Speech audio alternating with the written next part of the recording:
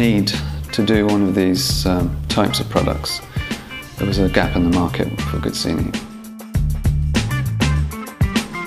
These types of fittings are very large, very bulky, and they're normally in huge factories and warehouses and airports and that kind of thing.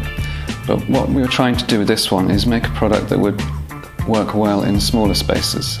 So we're thinking a lot more about retail, supermarkets, and how the product could cross over from these huge spaces to the smaller spaces.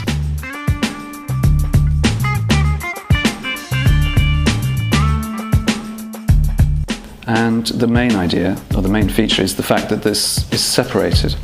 The gear housing, which in itself is very large, is separated from the reflector.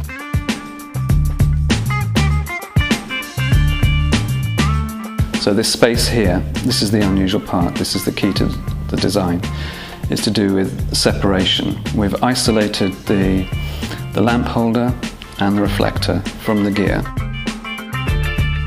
Within the large dome reflector, there's a small reflector which supports some coloured filters which are probably about that diameter. And then those filters, like if you wanted to enhance the colours for red meat, you would have a red filter.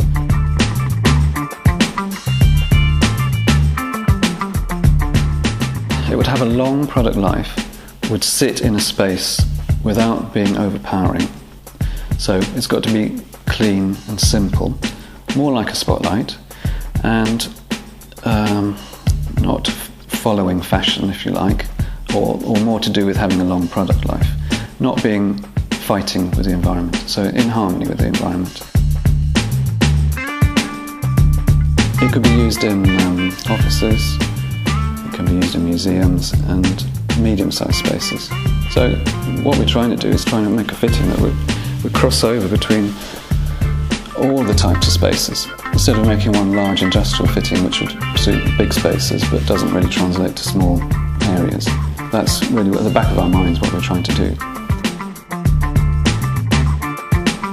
This is it's a highly powered professional tool basically, and it's very difficult to hide, so you try and make something of it, but I don't want it to be aggressive and loud. I want it to be understated and refined. That's what we're trying to do all the time. Restrained, not overpowering. So it's there.